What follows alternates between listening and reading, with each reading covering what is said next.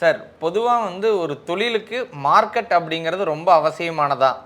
ஏன்னா உங்கள்கிட்ட நிறைய பேர் பிரச்சனை அப்படின்னு வரும்போது நிறையா லேண்ட் சம்மந்தமாகவும் வருவாங்க. நிறைய பேர் தொழிலில் நிறையா இழந்துட்டேன், நிறைய பிரச்சனை ஆயிடுச்சு, எங்களுக்கு நாங்கள் நினச்ச மாதிரி எங்கள் தொழில் போகலை அப்படின்லாம் சொல்லி வருவாங்க.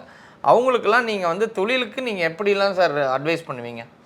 பொதுவாக எங்ககிட்ட வந்து ஒரு 3-4 வகையாக வருவாங்க. ஒன்று வந்து பிரச்சனை வந்துருச்சு, அந்த பிரச்சனையை சால்வ் பண்ணி லிட்டிகேஷன் கோர்ட்டில் போய் சால்வ் பண்ணுறதுக்கு வருவாங்க. ஒரு சில பேர் மீடியேஷனுக்கு வருவாங்க, 2 பேருக்குள்ளே சமரசமாக வருவாங்க.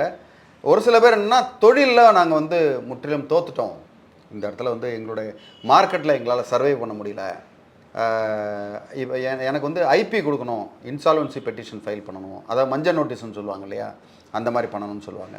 அப்போ பார்த்தா நீங்கள் பல நேரங்களில் ரொம்ப வெற்றிகரமான தொழிலை கொண்டவர்கள்லாம் இந்த மாதிரி வர்றதை பார்த்தா ரொம்ப ஷாக்கிங்காக இருக்கும். ஏன்னா ஒரு சில கவனக்குறைவு, இல்லைனா ஒரு புரிதல் இல்லாமல் ஒரு 100 ரூபாய்க்கு ஒரு பொருளை வாங்கி கணக்கே தெரியாமல் 99 ரூபாய்க்கு விற்கிறது, இந்த மாதிரிலாம் நிறையா பண்ணுவாங்க. ஒரு சில பேர் என்ன பண்ணுவாங்க, ஒரு பொருளை 100 ரூபாய்க்கு வாங்குறாங்க, 110 ரூபாய்க்கு விற்பாங்க, 20 ரூபா செலவு பண்ணுவாங்க அந்த பொருளை வந்து திருப்பி செம்மைப்படுத்துறதுக்கு, மார்க்கெட்டிங்கு எப்படி இதாகும். ஸோ முதல்ல இந்த மாதிரி விஷயங்களில் வந்து ரொம்ப ரொம்ப கவனமாக இருந்து அவங்கள ஒரு பொருளை வந்து மார்க்கெட் பண்ணணும்னு நாங்கள் சொல்லுவோம். மார்க்கெட் பண்ணுறது அப்படின்னா என்ன அர்த்தம் அப்படின்னா, ஒரு சில நேரங்களில் ஒரு 10 பேர் ஒரு தொழிலாளி இருப்பாங்க. 10 பேர் சேர்ந்து ஒரு டன்னு நீங்கள் தயாரிக்கிறீங்க அப்படின்னா அவங்கள வந்து ஆப்டிமமாக நீங்கள் பயன்படுத்தணும். அவங்களால அதிகபட்சமாக எவ்வளோ செய்ய முடியும், இல்லை ஆப்டிமம்னு சொல்லணும், அதிகபட்சம்னா மேக்ஸிமம்ன்றல நீங்கள் அந்த 8 மணி நேரத்தில் அவங்களால எவ்வளோ தயார் பண்ண முடியும் அப்படின்னா, 1 டன் பண்ணுற இடத்துல உங்களால் 1.5 டன்னு பண்ணுறாங்க அப்படின்னா அந்த 1/2 டன்னுக்கு உண்டான சம்பளம் மற்ற எல்லாமே மிச்சமாகும். எக்ஸ்பென்சஸ் வந்து வேரியபிள் எக்ஸ்பென்சஸ், இன்வேரியபிள் எக்ஸ்பென்சஸ்ன்னு இருக்கும்.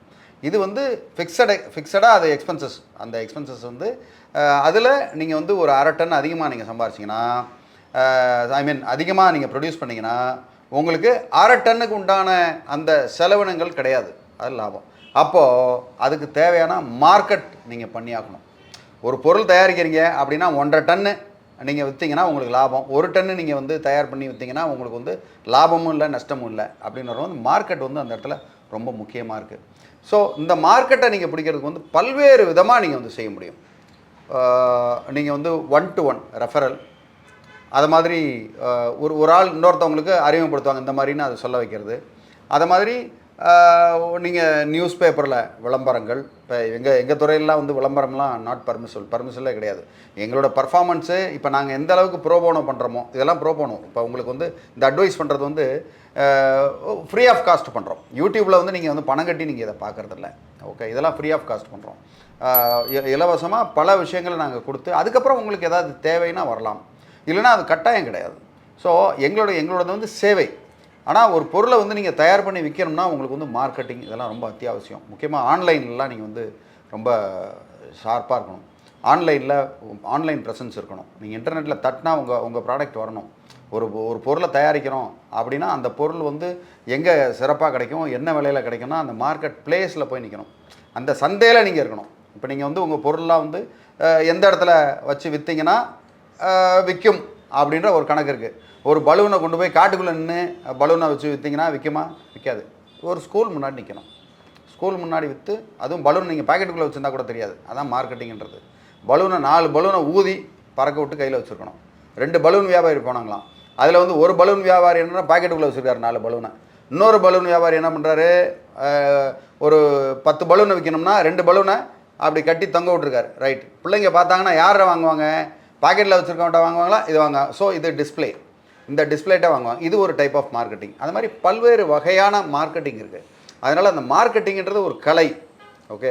சும்மா ஒரு பொருளை தயார் பண்ணி அதை நீங்கள் வீட்டுக்குள்ளே வச்சுருந்தீங்கன்னா அது ஒன்றும் விற்காது.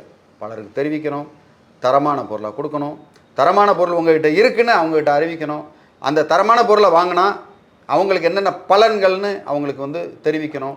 ஸோ இந்த மாதிரி பல விஷயங்கள் இருக்குது. நான் 1% கூட நான் உங்களுக்கு சொல்லலை, இதில் பல விஷயங்கள் இருக்குது. மேலும் உங்களுக்கு இது சம்மந்தமான ஏதாவது சந்தேகங்கள், நீங்கள் வந்து லிட்டிகேஷன் மட்டும் இல்லை, ஆக்கப்பூர்வமான உங்கள் துறைக்கு வந்து ஒரு வேகமான வளர்ச்சிக்கு எப்படிலாம் அந்த முன்னேறணும் அப்படின்ற அட்வைசரி நாங்கள் கொடுக்குறோம். மேலும் உங்களுக்கு தகவல் உங்களுக்கு வேணும்னா தாராளமாக என்ன அணுகலாம். என்னுடைய வாட்ஸ்அப்புக்கு நீங்கள் ஒரு பிங் பண்ணி விடுங்க, உங்களுக்கு ஹெல்ப் பண்ணுறதுக்கு நான் தயாராக இருக்கேன். நன்றி, வணக்கம்.